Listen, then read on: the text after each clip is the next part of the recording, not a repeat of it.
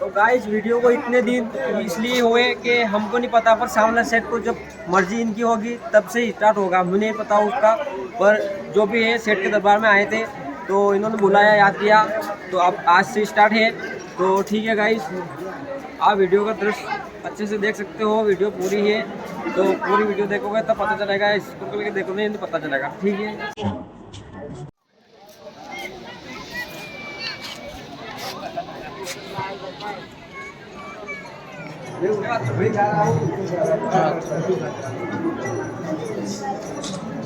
karo-karo itu imete aja.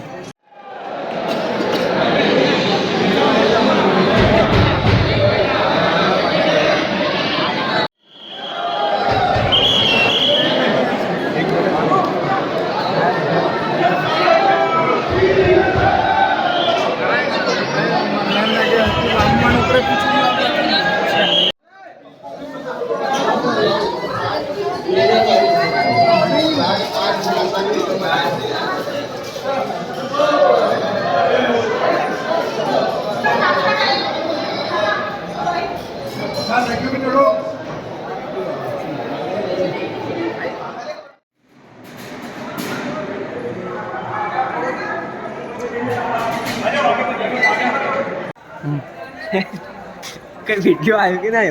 वो तो आई गयो सेकंड पे चला है। अरे यार अब्बा ने